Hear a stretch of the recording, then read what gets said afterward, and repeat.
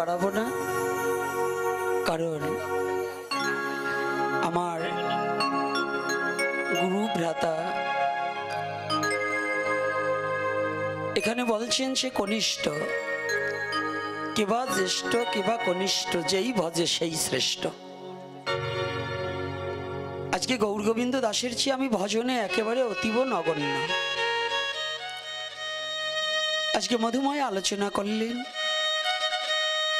গুরুর মহিমা আলোচনার মধ্য দিয়ে জগৎ জীবকে মুক্তির বার্তা পৌঁছিয়ে দিলেন। আজ সর্বপ্রথম ভক্তমাস থেকে কে বলেছেন, আমি ভিতরে ছিলাম, যে চাঁদ সূর্যের উদয় হয়েছে। এসেই আমার ভাই বললেন সূর্যরূপে আমার দাদা, কিন্তু কথা সত্য, কিন্তু একটু মহিমায় ব্যতিক্রম। মহিমাটা কেমন ব্যতিক্রম? যদিও সূর্যের কিরণে এবং সূর্যের আলোতে আলোকিত চন্দ্র, তথাপিও সূর্যের কিরণ অতি প্রদাহ তাপ, আর চন্দ্রের কিরণ অতি স্নিগ্ধ। যদিও সূর্যের সাথে আমাকে তুলনা করুক না কেন, আমার মধ্যে দৈন্যতা এবং বৈষ্ণবতা এবং ভজন, এই তিনটার একটাও নেই। আর আমার ভাই, বয়সে সবাই একদিনেই এসেছিলাম, আত্মা যখন এসেছি অমৃতস্য পুত্রয়া, অমৃত ধামে যখন আমরা ছিলাম, পিতারও বয়স যা, পুত্রেরও বয়স তাই। কিন্তু এই প্রাকৃতিক জগতে মায়ামহ জম্বুদ্বীপে চতুর্মুখ ব্রহ্মার পরিচালনার দায়িত্ব পেয়ে তখন আমরা ছোট বড়টা বিচার্য বিষয় করছি। এই বিচার্য বিষয়টা কিন্তু বড় নয়, তথাপি আমার সন্ন্যাসী সন্ন্যাস নহে, ভেগে বৈরাগ্য নহে, বিনায় উপদেশে সাধন সিদ্ধ হয় গুরু কৃপালে। আজকে আমার ভ্রাতা, কনিষ্ঠ ভ্রাতা প্রাকৃতিক জগতে, কিন্তু উনি আমার চেয়ে অনেক গুণীজন, অনেক জ্ঞানীজন, ভজন দ্রষ্টা। আমি গৌরগোবিন্দর কাছে কিছু নয়, তার চরণের ধূলিকণা সমজ্ঞান আমার নেই। তথাপি মহতের বদনে তো সদা সর্বক্ষণ ভক্তের গুণকথা প্রকাশ। আমি অন্যদিকে যাব না, অতীব স্বল্প সময়ের মধ্য দিয়ে আমি সমাপন করতে চাই। যারা এসেছেন, সপ্তদিবস হরিকথা আস্বাদন করলেন। কেউ এসেছিলেন 3 দিন শ্রবণ করেছে, কেউ 4 দিন, কেউ 5 দিন, কেউ পূর্ণ সপ্তাহ ব্যাপী শ্রবণ করেছেন। তবে হরিকথা শ্রবণে এই কলির যুগে নববিধা ভক্তির মধ্যে সর্বপ্রথম হচ্ছে শ্রবণ। কথাটা কিন্তু ভজনের ঘরের কথাটা কিন্তু মায়াবাদী কথা নয়। প্রথম হচ্ছে শ্রবণ, দ্বিতীয়তে কীর্তন, আগে শ্রবণটা। তাহলে সেই শ্রবণ যারা করেছেন নিশ্চয়ই আজকে আপনারা সকলেই পুণ্যবান। ভাগবত বললেন শ্রবণাম মঙ্গলম, শ্রবণাম মঙ্গলম, শ্রবণাম মঙ্গলম, 3 বার উক্তি দিলেন শ্রবণাম মঙ্গলম। অর্থাৎ কি মঙ্গল? মঙ্গল শব্দের অর্থ কি? মঙ্গলের ভাবটা কি? মঙ্গল মানে আমি অভাবে আছি, একজন 5 লক্ষ টাকা দিল, উনি আমাকে মঙ্গল করে দিল না, উনি আমাকে লোভী তৈরি করে দিল, যে আমি একদিন অভাবের সাথে যুদ্ধ না করতে পেরে হাত পাতলেই আমি টাকা পাবো। এটা আমাকে লোভী তৈরি করে দিলেন। কিন্তু আমার মঙ্গল সেই করে দিয়েছে কে? এই জড়দেহটার মঙ্গল নয়, একমাত্র এই জড়দেহটাকে আশ্রয় করে যে পরমাত্মা রূপ অনাদিরাদি গোবিন্দ বিরাজমান করছে, আমার জীবাত্মা রূপে যিনি আছেন, এই জীবাত্মাকে আর পরমাত্মার সাথে মিলনের পথটাকে খুঁজে দেওয়া, এটাই হচ্ছে সবচেয়ে শুধু মঙ্গল নয়, পরম মঙ্গল। একটা মঙ্গল আর একটা পরম মঙ্গল। মঙ্গল এই প্রাকৃতিক জগতে হতে পারে, কিন্তু পরম মঙ্গল একমাত্র মুক্তির পদ ভিন্ন কোনো পরম মঙ্গল হতে পারে না। তো হরিকথা হচ্ছে পরম মঙ্গলের বিষয়। আজকে যারা আমার খুব আনন্দ হচ্ছে, জানুন আগে আমি রান্না করে যখন ভগবানকে ভোগ লাগাতাম, যদি ওরা কেউ রান্নাঘরে ঢুকে ওই খাবারটা পরিবেশন করতো আমার খুব রাগ হতো, আমি গিয়ে শুয়ে পড়তাম। কারণ রান্না করে আনন্দ তার চেয়ে শতগুণ বৃদ্ধি আনন্দ পেতাম যদি দুজন ভক্তের সম্মুখে দুটো প্রসাদ দিতে পারতাম। সবচেয়ে বড় আনন্দ পেতাম ভক্তের সম্মুখে। এখনো সময় সময় মনে জাগে, এটা কি জানেন, সারা ভারতবর্ষের মধ্যে ভক্ত সেবায় যাকে ভারতবর্ষের সমস্ত আর্য মহর্ষিরা যারা বর্তমান সমাজে ছিলেন সকলে এক নামে যাকে চিনতেন, 178 শ্রীল মুরারি মোহন দাস বাবা, যিনি নিজে যখন দেখতেন ভক্ত দেখতেন আনন্দে আর থাকতে পারতেন না, তথাপিও গিয়ে ভক্তের থালায় প্রসাদ বিতরণ করতেন, পারতেন না। মনে চায় এখনো সেই অবস্থাটা নিজের দেহের দিকেও হয়ে গেছে। গৌর গোবিন্দকে ওর গুণের কথা বলে শেষ করতে পারবো না, তথাপিও দুটো কথা সম্মুখে বলা উচিত নয়, তথাপিও বলতে হয়। প্রশংসা কারো পিছনে করতে হয়, সম্মুখে নয়। মন্দটা তার সম্মুখে তুলে ধরতে হয় যাতে সে শুধরিয়ে সঠিক মানুষ হতে পারে। যত তার দোষ আছে দোষটা সম্মুখে বলা, এটা হচ্ছে জ্ঞানীর কর্তব্য। আর মূর্খের কর্তব্য হচ্ছে তাকে পাম দেওয়া এবং সম্মুখে গুণ কথা বলা।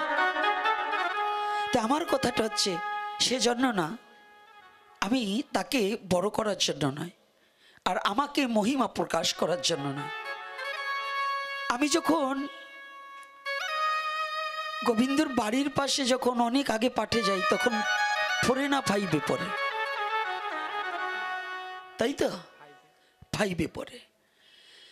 এসে আমাকে দণ্ডবোধ করলেন, দেখেই বদনটা খুব ভালো লাগলো, দেখেই ওর চেহারাটা দেখেই যেন আমার খুব আনন্দ হলো।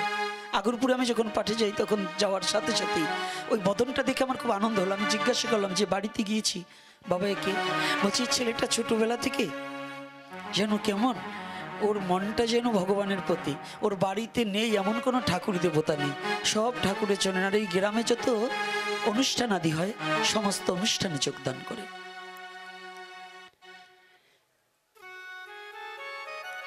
আমার প্রথম যেদিন দেখেছি মনে আপন মেনেছি।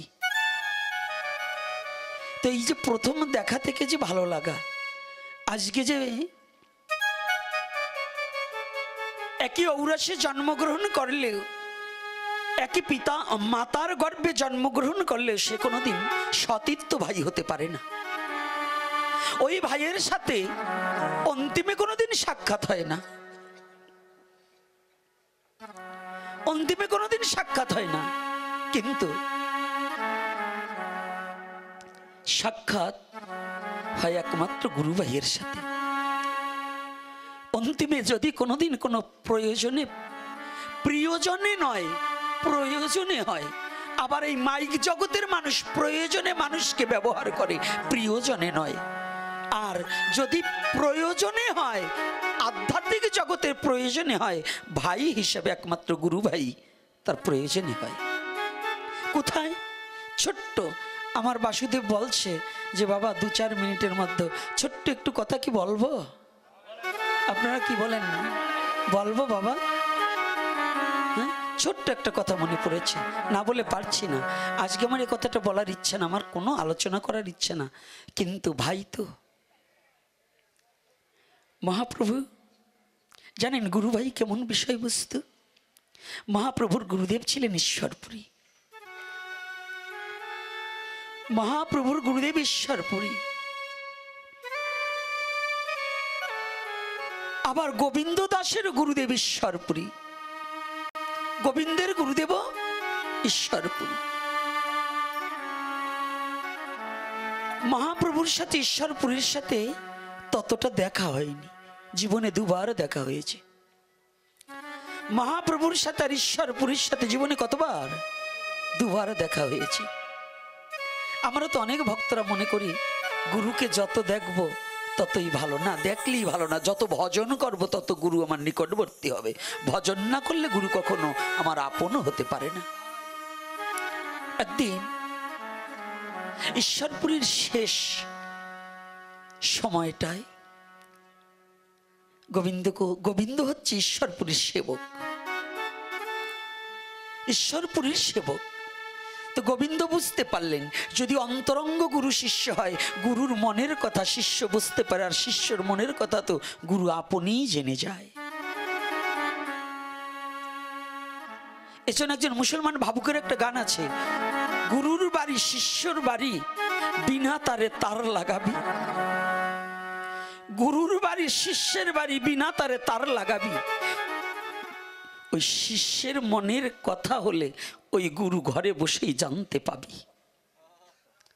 জানা যায়, এটা বোঝা যায়, এটা আয়ত্ত করা যায় যদি সেই গুরু অনুগত শিষ্যের মন হয়। একটা তারে যেমন একটা বাল্ব প্রজ্বলিত হয় না, তদ্রূপ গুরু সিদ্ধ হলে শিষ্য সিদ্ধ না হলে কোনোদিন গুরু শিষ্য সম্পর্ক সুষ্ঠু হয় না এবং সুন্দর হয় না। দুজনের উভয়, উনি ভজন আর উনি কৃপা করবে, দুটো সমন্বয়ে শিষ্য হৃদয়ে মাঝে দিব্য জ্ঞানের উদয় হয়ে যাবে। তাই গোবিন্দ বুঝতে পারলেন গুরুদেব আর বেশি দিন লীলায় থাকবেন না। গোবিন্দ প্রণাম করে বলছে, গুরুদেব যেদিন হতে তোমার এই চরণ দুখানা আমি পেয়েছি, যেদিন হতে তোমার শ্রী বদন চাঁদ বদন দর্শন করেছি, সেদিন হতে জীবন জৈবন অর্পণ করে দিয়ে আমি তোমার রাতুল চরণের সেবায় ব্রতী নিয়েছিলাম যে আমার শেষ নিঃশ্বাস পরিত্যাগ অবধি আমি যেন গুরু সেবাটা করে যেতে পারি। আমার মন বলছে তুমি তো আর বেশি দিন থাকবে না বাবা, তাহলে বলো যদি তুমি চলে যাও এই দাসকে কার চরণ সেবার অধিকার দিয়ে যাচ্ছ? জানো বাবা, এ জগতে যখন তোমার চরণ সেবা করি পৃথিবীর সমস্ত সুখ এক জায়গা হলেও তার চেয়ে বড় সুখ পাই একমাত্র তোমার দুখানা রাঙা চরণ সেবা করে। প্রকৃত যারা একবার চরণ সেবার অধিকারী পেয়েছে পৃথিবীর সমস্ত কিছু তুচ্ছ, একমাত্র গুরু চরণ সেবাই শ্রেষ্ঠ হয়ে যায় তার কাছে। পৃথিবীর সমস্ত কিছু তুচ্ছ, একমাত্র শ্রী গুরুর রাঙা চরণই শ্রেষ্ঠ। আমি তো তোমার চরণ থেকে চিরতরে বঞ্চিত হয়ে যাচ্ছি। আমি যে আর কোনোদিন তোমার চরণ সেবা করতে পারবো না। তুমি আমাকে কোথায় রেখে যাচ্ছ বলো? আমি কোথায় গিয়ে দাঁড়াবো? তোমার চরণ ছাড়া তো জগতে আমার আর দাঁড়াবার কোনো জায়গা নেই। আমার আর কোনো দাঁড়াবার জায়গা নেই। তুমি একটিবার বলো আমাকে কোথায় রেখে যাচ্ছ? ঈশ্বরপুরী শুধু গুরু, আমার শ্রীকৃষ্ণ চৈতন্য মহাপ্রভু হচ্ছে জগৎ গুরু। জগৎগুরু বুঝতে পারলেন। ঈশ্বরপুরী মনে মনে স্মরণ করছে, আমি যে গয়াতে বসে যে যাকে একবার দেখা মাত্র আমার মনে জেগেছিল, ওকে যদি আমি শিষ্য করতে পারতাম তাহলে আমার জীবন ধন্য হতো। জানেন, শুধু শিষ্য গুরু নির্বাচন করে না, গুরুরও একজন শিষ্য চায় যার চরণ তরিতে গুরুদেব যেন তরিতে পারে।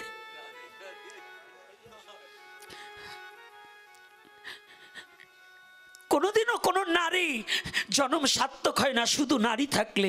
সেই নারীর জন্ম সার্থক হয় যেদিন গর্ভে সন্তান সম্ভবা হয়। শুধু বীজ মন্ত্র জপ করে সার্থক হয় না, গুরু সেদিন সার্থক হয় গুরুর জন্ম যেদিন একজন প্রকৃত ভজনশীলা শিষ্য পায়। একজন ভজনশীলা শিষ্য পেলে গুরুর সেই গুরুত্ব থাকে এবং তার জন্ম ধন্য হয়ে যায়।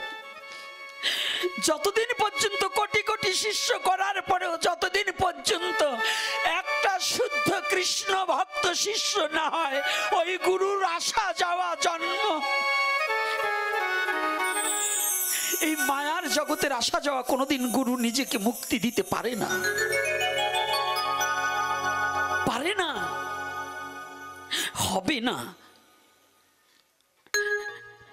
ঈশ্বরপুরী বলছেন মনে মনে, তাই তো আজ যদি আমি যাকে নাম রাখলাম, আমি ধ্যান নেত্রে যাকে দেখলাম, সেই কৃষ্ণই চৈতন্য রূপে উদয় হয়েছে।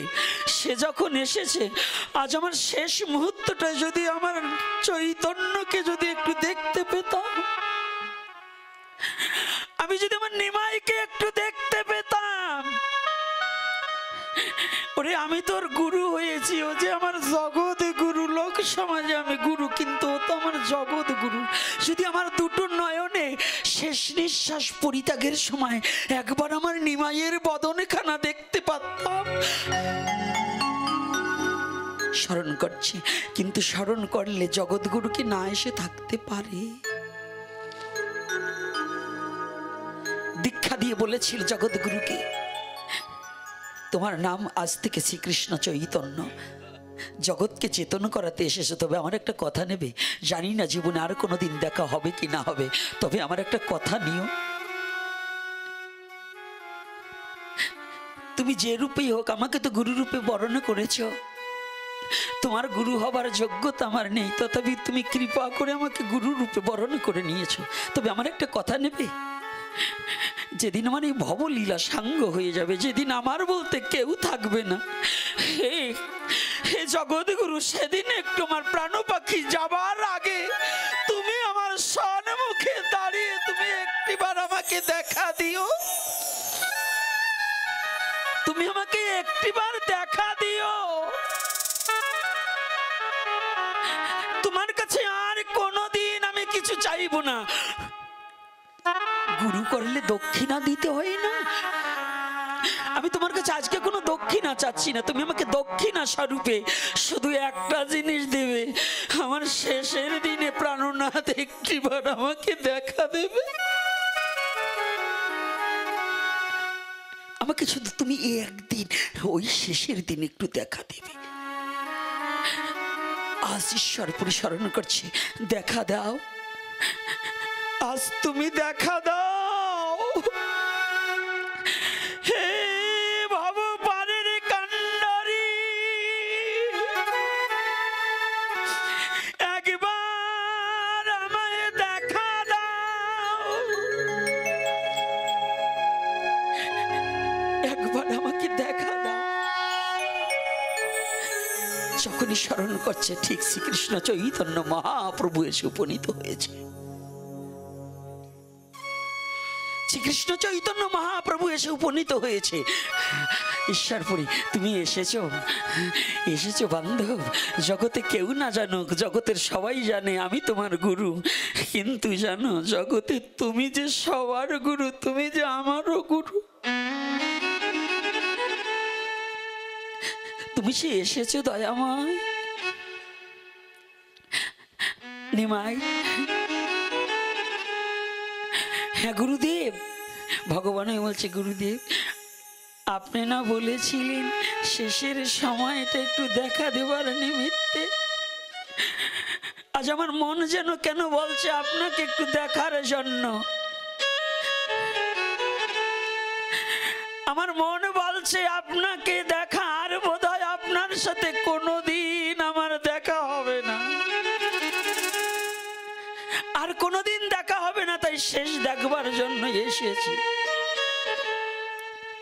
গোবিন্দ বলেছে, গুরুদেব আমি কার চরণ সেবা করো? গোবিন্দকে তখন কিছু বলেনি।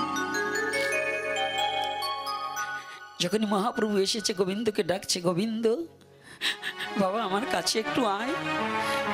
এসেছে, হাতটা ধরেছে, মহাপ্রভু পাশে। চলছি, আজ হতে তুমি আমার নিমাইয়ের সেবা করবে, আমার শ্রীকৃষ্ণ চৈতন্য মহাপ্রভুর সেবা করবে। যদি তোমার আমার কথা মনে পড়ে, আমার নিমাইয়ের মাঝেই তুমি আমাকে দেখতে পাইবে। আজ হতে তুমি আমার নিমাইয়ের অঙ্গ সেবক হবে। আপনাদের সবার জানা আছে সবার এক লীলাটাকে জানা। সেই হতে মহাপ্রভুর অঙ্গ সেবক গোবিন্দ দাস, সেই হতে মহাপ্রভুর অঙ্গ সেবক গোবিন্দ দাস। তাহলে দেখুন এখানে কি বুঝাতে চাইলেন? গুরু অবর্তমানে, গুরু ভাই গুরু সম। জানেন আমাদের মধ্যে, আমার মতো মূর্খ জীব গুরু ভাই ভাই কত দ্বন্দ্ব করে। এক গুরু ভাই আর এক গুরু ভাইয়ের সাথে সম্পর্ক ভালো রাখে না। আজকে একটা কথা জেনে যান, আজকে ভালো দিনে যে কথাটা উঠেছে বলতে চেয়েছিলাম না, আজকে যার যে শিষ্য হন, যে মতের হন, যে পথের হন, যদি গুরু ভাই থাকে জীবনে কোনোদিন গুরু ভাইয়ের সাথে দ্বন্দ্ব করবেন না। এটা আমি চরণে হাত রেখে বলছি। গুরু ভাই যে কত বড় ভালো বিষয়বস্তু, যে তত্ত্ব, এটা কেউ জানে না। তবে হ্যাঁ, আজকে আমার প্রাকৃতিক জগতে কনিষ্ঠ, কিন্তু ভজনে আমার চেয়ে শ্রেষ্ঠ। আমি বারংবার বলছি, ওর মধ্যে যে সংসারে থেকে যে ত্যাগ আছে, আমার মধ্যে সে ত্যাগ নেই। জানেন ওর কথা আমি আজকে বলবো না, যদি আবার কোনো দিন আপনাদের মতো ভক্তের সঙ্গ পাই সেদিন বলবো। আজকে আমি গোবিন্দর কথা, আমার গৌর গোবিন্দর কথা আমি কিচ্ছু বলবো না, কারণ এই সম্মুখে বলবো না। এই ত্যাগ যতদিন পর্যন্ত হৃদয়ে ধারণ না হয় ততদিন পর্যন্ত বৈষ্ণবত্ব জাগ্রত হয় না। ত্যাগেই হচ্ছে বৈষ্ণবত্ব জাগ্রত হবে। যার যত ত্যাগ, দেখুন ত্যাগে কত বড় সুখ। আপনি শুধু এই বাড়িটা ত্যাগ করবেন, এই বাড়িটা ত্যাগ করে পাশের বাড়ি যাবেন। তোমার বাড়ি কোথায়? চৌকিদার বাড়ি। আসছে এই চৌকিদার বাড়ির সব জায়গাটা কি আমার? তাহলে যখন এই বাড়িটা ত্যাগ করেছি, এই চৌকিদার বাড়িটা আমার হয়ে গেছে। যখন এই গ্রামটাকে ত্যাগ করেছি, কোন গ্রাম? বাথানবাড়ি। বাড়ি কোথায়? বাথানবাড়ি। আচ্ছা এই বাথানবাড়ির সব জায়গা কি আমার? আচ্ছা বাথানবাড়ি ত্যাগ করে, গ্রাম ত্যাগ করে যখন ইউনিয়নে গিয়েছি, কোন ইউনিয়ন? অমুক ইউনিয়ন। ইউনিয়নটা কি আমার? না। তাহলে ইউনিয়ন বাদ দিয়ে যখন থানায় যাচ্ছি, কোন বাড়ি কোথায়? অমুক থানায়। দেখুন থানাটা আমার হয়ে গেছে। যখন থানা পরিত্যাগ করে জেলায় ঢুকেছি, বাড়ি কোথায়? অমুক জেলায়। জেলাটা কি সব জায়গা আমার? তাহলে ওই জেলাটা আমার হয়ে গেছে। দেখুন জেলা পরিত্যাগ করে যখন বিভাগে যাব, কোন বাড়ি কোথায়? অমুক বিভাগে। যখন এই দেশটাকে ত্যাগ করব, অন্য দেশে যাব ছুটে, তখন বাড়ি কোথায়? বাংলাদেশে। বাংলাদেশটা কি আমার? তাহলে ত্যাগে কতটা হয়, ত্যাগে কতটা বাড়ে, এটা কিন্তু আমরা অনেকে জানি না। অনেকে জানি না যে যত ত্যাগ করলে কতটা বাড়ে। ভাবছেন আপনারা সাধুরা ত্যাগ করছে না, সাধুরা ত্যাগ করে না। আমি তার ভুক্তভোগী। একটা সংসার, একটা স্ত্রী পুত্র নয়, 5টা পুত্রের পিতা হতাম সংসার করলে। 5টা পুত্রের পিতা হতাম, 5 বিঘা সম্পত্তির মালিক হতাম। সেটাকে ত্যাগ করে এখন সংসার, আমার এত বড় সংসার হয়েছে, আমার ঘাড়ে বয়ে নিতেই কষ্ট হয়ে যায়। তাহলে ত্যাগ করলেই বেড়ে যায়। যে যত ত্যাগ করবে তার দায়িত্বটা তত বেড়ে যাবে। এই যে আজকে নগদ একটা ব্যক্তির কথা না বলে পারছি না, আমাদের এই পাশে বাথানবাড়ি আশ্রমের যে মহাপুরুষ স্বামী সত্যানন্দ পরমহংসদেব, যিনি, এনার আদি পিত্রালয় দক্ষিণ খালিয়া।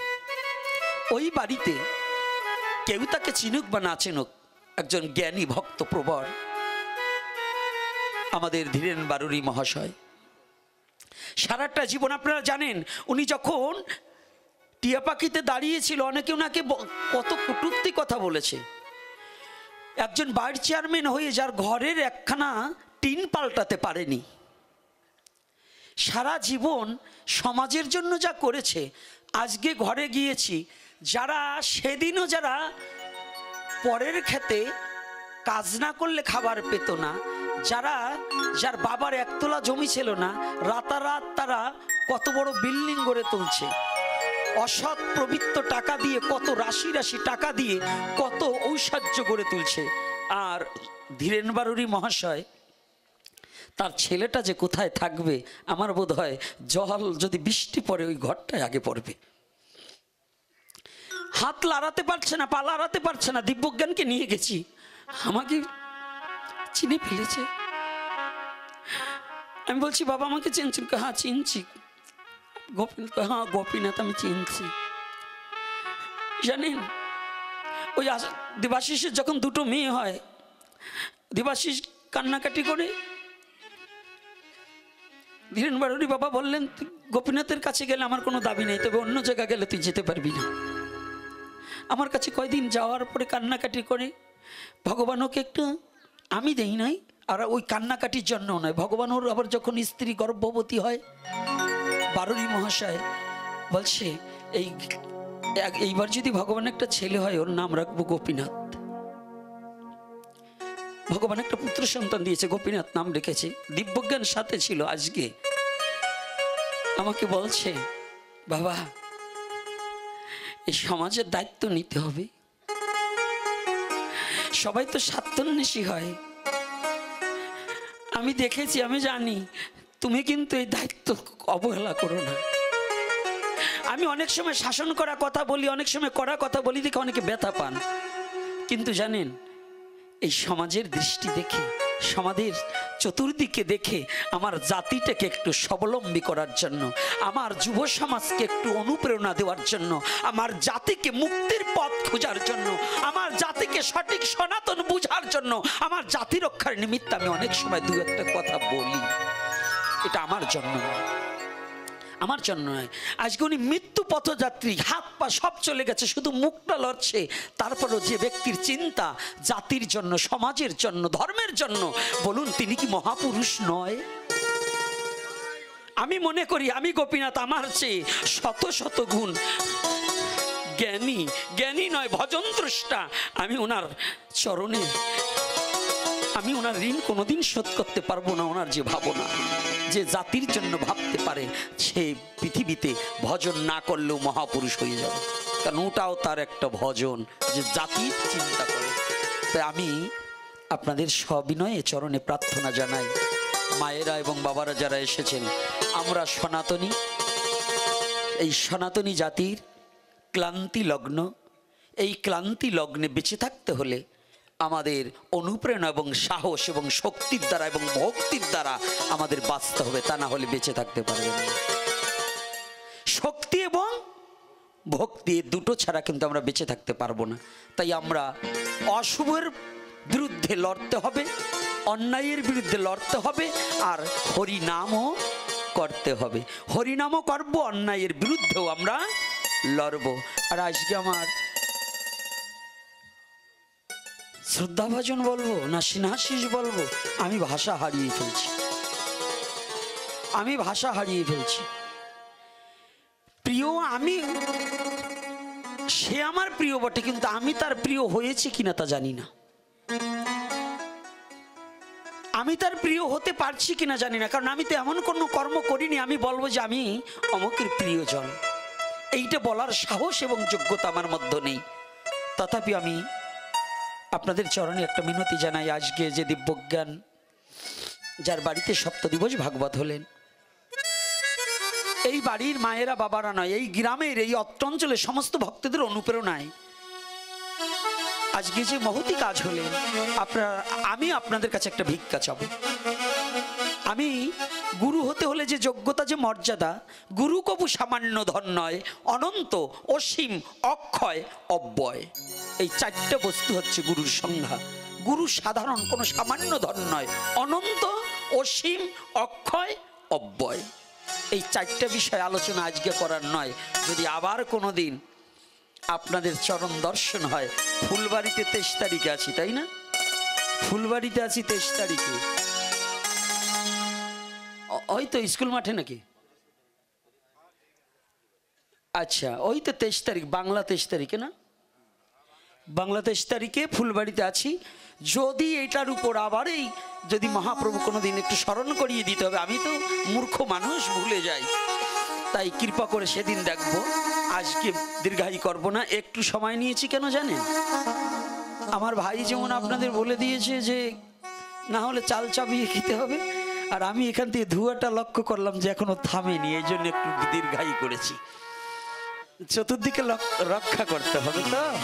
ভক্তরা আপনাদের জানুন, আমার এই পাগড়িটা, এই যে সন্তোষ বাবার যে স্ত্রী, আমার এই পাগড়িটা এবং আমার সন্তোষ বাবা কত বড় মনের অধিকারী, আমি ধন্যবাদ জানাই। আমি এদেরকে ধন্যবাদ দিয়ে ছোট করব না, কারণ এত মহৎ মন যে আজকে সনাতন ধর্মে অনার্য সংস্কৃতি, মেলোচ্ছ সংস্কৃতিকে পরিত্যাগ করে আজকে আর্য সমাজের সেই বৈদিক সংস্কৃতিকে ধরে রাখার জন্য যে মনোপ্রাণ দিয়ে যে চেষ্টা করেছে, এজন্য আমি এদের বৈষ্ণব জ্ঞানে দণ্ডবোধ করি। কারণ যেখানে পশু হত্যা থেকে বিরত হলেন, মোমবাতি নিভানো থেকে রক্ষা করলেন, অর্থাৎ সনাতন ধর্মে মোমবাতি নিভানো নেই, জ্বালাতে হবে, কোনো নিভানো যাবে না। ঘিয়ের প্রদীপ জ্বালিয়ে আরতি করা জন্মদিনে, ভগবানকে আরতি করিয়ে সেই আরতির দীপটা তাকে, প্রসাদীয় দীপটাকে তাকে দেখানো। এবং পশু হত্যা, সনাতনী জাতি তো বললে তো বেড়ে যায়, বলবো না, তারপরে কেন আবার বলবেন না যে গোপীনাথ পাইলে আর সারে না, কিন্তু বলারও তো ইচ্ছা করে, না বললেও আর হবে না। এই যে যুব ছেলেগুলো দাঁড়িয়ে আছে, ওরা কেন আসছে ভাগবতে? কিছু নিতে তো হবে। যারা জন্মদিনে, বিবাহতে, শ্রাদ্ধে মাছ মাংসের ব্যবস্থা করছেন এবং যারা সমাজপতি আছেন, এক টুকরা মাছের জন্য যারা ভগবানের প্রসাদ থেকে যারা বঞ্চিত হতে চান এবং মানুষকে বঞ্চিত করতে চান, তাদের জীবন আর শৃগাল কুকুরের জীবন একই হয়। এক টুকরা মাছের জন্য যারা ভগবানের প্রসাদ থেকে বঞ্চিত হতে চায়, তাদের জীবন আর কুকুরের জীবনের চেয়ে একটু আলাদা কিছু নয়, জেনে রাখবেন। অর্থাৎ তারা এখনো চৈতন্যতা প্রাপ্তি হয়নি যে প্রসাদ, মাছ আমি ইচ্ছা করলে টাকা দিয়ে কিনতে পাবো, কিন্তু প্রসাদ টাকা দিয়ে কিনা যায় না। যতদিন পর্যন্ত গুরু, সাধুগুরু এবং ভগবানের কৃপা না হয়, তাহাকে প্রসাদ বলা হয় না। আপনারা একটু প্রতিজ্ঞাবদ্ধ হন, যারা সমাজপতি আছেন, যারা সমাজের যুব সমাজ আছে, যুব সমাজদের বলে দিচ্ছি, কোনো ব্রাহ্মণ বাবা আপনার বাবাকে মুক্তি দিতে পারবে না, কোনো সমাজপতি আপনার বাবাকে মুক্তি দিতে পারবে না, কোনো পণ্ডিত আপনার বাবাকে মুক্তি দিতে পারবে না, যদি আপনি শুদ্ধ কৃষ্ণ ভক্ত না হন। শ্রাদ্ধ কোনো ব্রাহ্মণ করবে না, কোনো ওই আসতে, এই মা কি হয়েছে, বসতে পারে না, কষ্ট করতে হবে, কথা বলবা না, এখন যে কথাটাকে শোনো, নাইলে ওই মরার পর ওই পেটের শ্রাদ্ধই করবে, জম্বের খাওয়াই মাছ দিয়েই খাওয়াবে। আজকে শোনো, এই 2 মিনিটের ভিতরে সেরে দেবো, যাতে ওই যুবক ছেলে পারে। আমার কথাটা হচ্ছে, এই যুব সমাজ সচেতন হতে হবে। কারো মা বাবার শ্রাদ্ধে অন্য দিন খান আপনি মাছ, কিন্তু চরণে হাত রেখে বলছি, শ্রাদ্ধ উপলক্ষে, পরমাত্মার উপলক্ষে, যে ভগবান বিষ্ণুর চরণে যেদিন তুলসী দান হয়, সেদিন যেন মাছ মাংস না দেওয়া হয়। এটা আপনারা প্রতিজ্ঞাবদ্ধ হন। কারণ মাছ মাংস কোনো ভগবানের নিবেদনের বস্তু নয়। যে বস্তুতে তুলসী না দেওয়া হয়, তাহা কুকুর মাংস সদৃশ।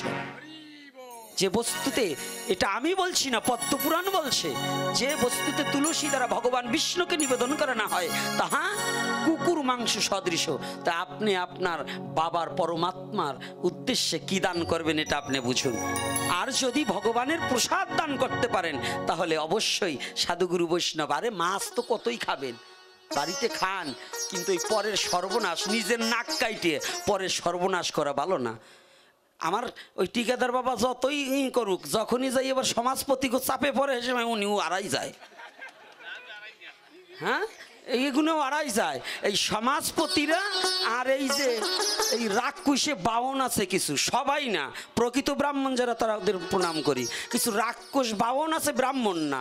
আর এই সমাজপতি, এই 2 জাতের রাক্ষস যদি সঠিক হয়, তাইলে মহাপ্রভুর ধর্ম প্রচার হবে, হবে কি না? রাধে রাধে। যুব সমাজকে আমি বলছি, বাবা, আমার তরফ থেকে আমি মহাপ্রভুর কাছে আমি তুলসী দান করবো তার চরণে, যে তোমাদের যেন মহাপ্রভু কৃপা করুক, আর জড়বুদ্ধি নাশ হয়ে শুদ্ধ প্রেম ভক্তি জাগ্রত হোক, যেন সঠিক শ্রীকৃষ্ণ চৈতন্য মহাপ্রভুর আদর্শটা যেন সনাতনের প্রতিটা যুবকের হৃদয়ে প্রস্ফুটিত হোক। আর আজকে আমি আর একটা ভিক্ষা চাচ্ছি, সেই ভিক্ষাটা চাচ্ছি, এই যে বাড়িতে এসেছেন, আমি জানি এটা বৃন্দাবন, কারণ যেখানে সনাতন ধর্ম এমন একটা ধর্ম, ওই বৃন্দাবনে না গেলেও যেখানে ভক্ত থাকে, সেখানে বৃন্দাবন আপনি চলে আসে। স্মরণ যখন করে, স্মরণ করলে বৃন্দাবন লীলা এখানে চলছে না, আজকে এখানে চলেনি, ওই নবদ্বীপ ওইখানে আছে। তো সেই নবদ্বীপে বাস করে কারা? গৌর অনুগত যারা। আর বৃন্দাবনে বাস করে কারা? কৃষ্ণ অনুগত এবং প্রিয় সখা এবং সখী। তবে ওই বৃন্দাবনে কিন্তু শুয়োরও আছে। তো এই শুয়োরটার মধ্যে আমি শুয়োর আর আপনারা হচ্ছেন সেই সখাসখী। তাই আমি সেই শুয়োর হিসেবে আপনাদের কাছে একটা প্রার্থনা জানাই। সে জানাচ্ছি এটাই, আমার ভাই গৌর গোবিন্দর কাছে আমার প্রার্থনা, আশীর্বাদ করে যেতে হবে। দিব্যজ্ঞান নয় শুধু, এই পরিবার নয় শুধু, এই গ্রাম প্রতিবেশীর হৃদয়ে মাঝে যেন ভাগবত ভক্তি এবং ভাগবত ধর্ম প্রস্ফুটিত হোক। এই বংশে যেন ভাগবত প্রেমটা প্রজ্বলিত হোক। যে ভাগবত প্রেম প্রজ্বলিত হলে সমস্ত আগাছা কামকামনা পুড়িয়ে ছারখার করে যেন ভগবানের চরণে যাওয়ার মতো নৈবেদ্য তৈরি হয়ে যায়। এবং যারা শ্রবণ করেছে তাদের যেন হয়, আমি এই আশা ব্যক্ত করে আর দীর্ঘায়ী করব না। তবে সবাই কিন্তু আমার ভাই ভালো নৃত্য করে, জায়গাটা করে দিতে হবে। ওরে না নাচালে ভালো লাগে না। নিতাই যদি না নাচে গৌরের কি আনন্দ হয়? হ্যাঁ, তাই একটু নাচতে হবে। এইবার হরিনাম করতে হবে। জয় নিতাই, জয় গৌর হরি।